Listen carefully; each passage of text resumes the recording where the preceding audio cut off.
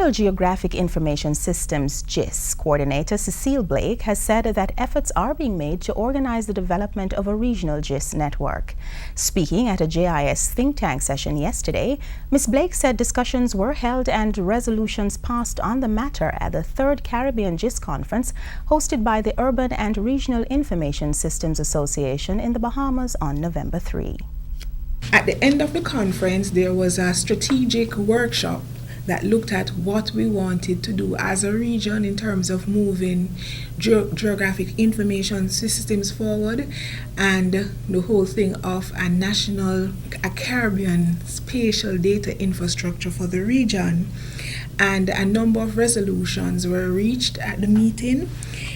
I cannot speak to them in detail now, but one of the main things was how do we get the attention of CARICOM to set up a coordinating body to organize GIS activities for the region. Ms. Blake said a team from the Bahamas and Jamaica had been given the responsibility to finalize the resolutions from the meeting, which are to be circulated among countries of the region for ratification and submission to CARICOM. Some 300 participants from the Caribbean, North America, Europe, and Africa attended the conference to share experience on GIS implementation and management. A Government of Jamaica GIS booth, coordinated by the Land Information Council of Jamaica, was mounted at the event.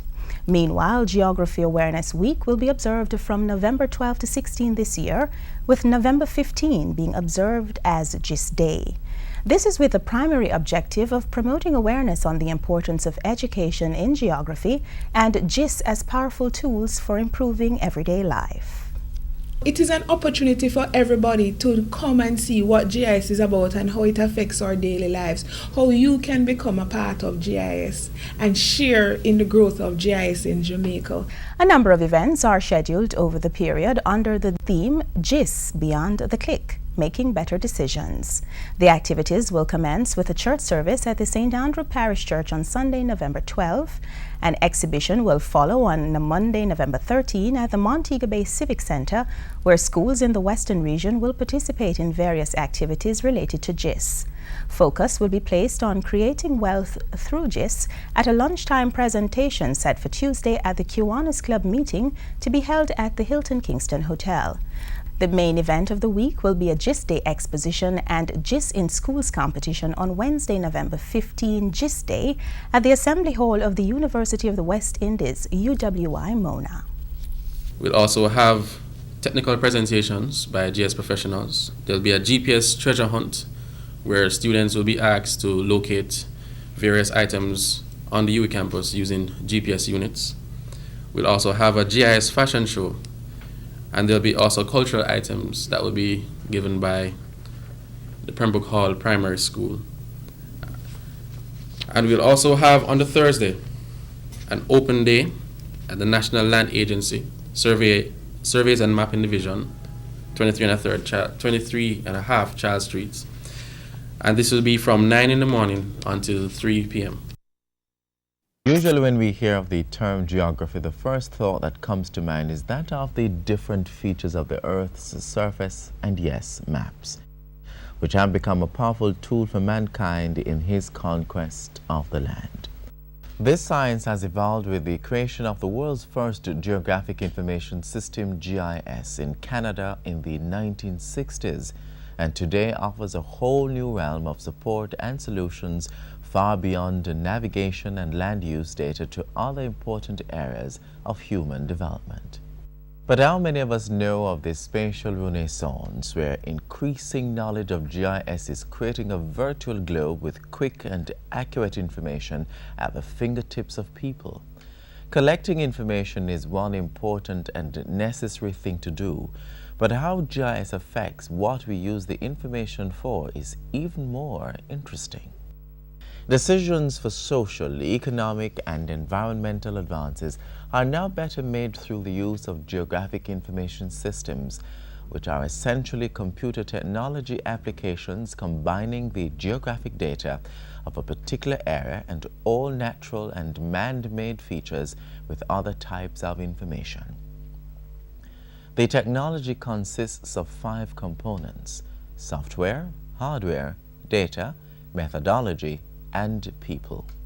The scope of application is wide and include areas such as scientific investigations, resource management, asset management, environmental impact assessment, route planning, cartography, and urban planning. It has the possibility of allowing persons to be more aware spatially of where they are, and it allows us to make better development plans. If we're developing a new building, you need to know where it is the best place. The Land Information Council of Jamaica, LICJ, has been spearheading GIS development and the creation of a national GIS network in Jamaica that is helping to create a more modern society. The government's public sector modernization effort has been energized by the technology. In the National Land Agency, for example, the development of a parcel data management system allows users to identify, query, and access data such as valuation and registration on a particular property and access interactive maps via the internet. However, the current aim is to get more private sector involvement and for them to recognize the benefits it can bring to their businesses and national development. We hope that with the packaging and creation of spatial information, meaning the data behind the GIS, it will become available and the business sector will have access to the data and then they can use GIS in their business decisions. GIS spatial mapping technology allowed the membership of the LICJ, which consists of 50 government and affiliated organizations, to access satellite image updates of areas of the island. The images have become a part of these organizations' information infrastructure. Jamaica joins the rest of the world in celebrating Geography Week, observed internationally during the third week of November each year, with an array of events including exhibitions, school competitions, lectures, and open day activities. GIS Day is also an annual worldwide event celebrated in November. The first formal observation of the day in Jamaica took place on November 20, 2002 at the University of the West Indies Mona campus, where it has been held ever since. The theme, GIS, Beyond the Click, Making Better Decisions, was selected by the LICJ and the GIS in Schools Education Committee to reflect the 2006 national events. This is our fifth celebration of GIS Day, Geographical Information Systems Day. It is celebrated internationally on the third Wednesday in November each year as part of Geography Awareness Week. The Land Information Council of Jamaica, which resides in the Ministry of Agriculture and Lands, is responsible for coordinating the activity. The University of the West Indies sponsors the event annually, and so does a number of other entities. It has been challenging because we actually staged the event without the resources really required, and it comes off every year because of the volunteerism, the commitment of all the persons who believe that GIS matters. This open house event seeks to formalize the practice of geographic information systems users and vendors, opening their doors to showcase real-world applications of the technology to schools, businesses, and just about anyone, to increase awareness and explain how the technology affects their lives. Local GIS users mounted exhibits on GIS Day to explain to the many interest groups who attended the Mona GIS Expo how data sets are used for decision support. We've incorporated GIS in our everyday operation of disaster management, which includes planning and mitigation, emergency response, preparedness, and damage assessment.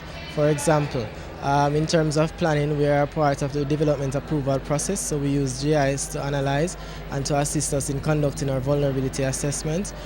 During an emergency, we use GIS, for example. We've integrated it into our emergency operations center, and we map the location of communities that we get reported incidents of, and then we go out and do damage assessment, where we incorporate also the use of global positioning system units to get further detailed assessment. At the Ministry of Health, what we chiefly do, we chiefly generate disease data and also violence-related injuries data. We map a lot of the disease data, such as gastroenteritis, typhoid, leptospirosis, and a lot of violence-related information from the hospitals, such as stabbings, shootings, and to some extent also robberies. Now, the data that we get it from the hospitals, because once someone is injured and they're registered at the hospital, that information is collected into a database, the database at the hospital. Now, on a monthly basis, we would upload that information and then we would generate it and then do our analysis in-house. And from that analysis, we can present the data to the different health officers and health workers, and they can start their intervention strategies based on that data. At the Jamaica Constabulary Force, GIS is also proving to be a formidable tool for mapping and analysis that allows the security forces to be better informed in policing troubled communities and carrying out other responsibilities. It is used in a way to help to lower the crime rate and help the police to assist in community relations with help to lower the crime and know how the crime patterns. Say for a given day and certain times of the day you might have a number of crime committed in a certain area. So it assists them to know the time of the day and how well they can deploy personnel in that area. Apart from getting an inside view of how GIS is assisting national development, students from the various schools and other patrons also had the opportunity to collect important information on geography and GIS-related topics from the various display booths at the exhibition on GIS Day. I think the exhibition is very good. I especially like the turnout this year. This is especially good for students, I think, at the younger level who are not as aware of careers in geography. Right? Geography is not really one of the subjects that students tend to pull towards, but it's a good tool for you to move in towards GIS and that sort of stuff. GIS has been making the discipline of geography and many other subjects dynamic, practical and vocationally relevant for students, and the LICJ and the Ministry of Education has given consideration for it to become a part of the Jamaican education system. Here at UWI, we have a Geography and Geology department that offers undergraduate programs and postgraduate programs. Now, within the field of geography itself, you can go into urban planning, you can go into cartography, you can go into tourism, journalism, because it's so wide.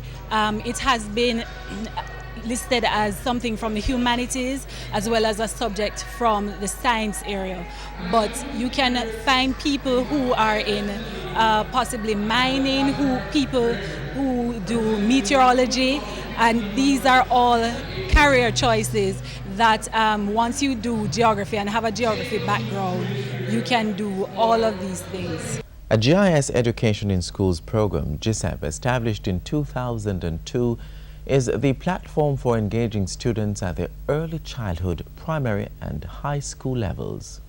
The aim is to create a cadre of persons with spatial skills, facilitate the provisions of GIS and related tools, assist in the development of curricula for the use of GIS technology, promote the use of GIS in teacher training experiences and methodologies, and to influence government policy in education with respect to the use of GIS technology. For the day, we encourage schools to participate and to enter a GIS geography project competition. The project does not have to be geography based, but it needs to have a sustainable development component where they show how geography and, if possible, GIS affects things in their community. We also have the GISB competition. This is the second time we are staging this competition, and it is an excellent competition. The students are very competitive, and we had about 9 entries in the competition where students are asked geography questions of Jamaica, the Caribbean, physical geography, and world geography. The competitions are among the enlightening and rewarding activities on GIS Day. In the quiz, Cornwall College, Woolmer's High School for Boys, and St. Andrew High School for Girls were first, second and third place winners respectively this year. First prize in the GIS project competition went to St. Andrew High School for Girls, while Wolmer's High School for Boys and Wolmer's High School for Girls were second and third place winners respectively. Quiz champion Zachary Williams expressed the experience of the many students who attended. It's a good exhibition to expand the learning of the students of the various schools. I learned from it the types of maps that these people can come up with and what they show. It is expected that the integration of GIS technology will become more integrated in many aspects of what we do in society and even more accessible to individuals in the future through cell phones and other data and communications tools. For further information on GIS use and development in Jamaica, you can contact the Land Information Council of Jamaica at 16A Halfway Tree Road, Kingston 5. Telephone 920-9117 or 920-3406.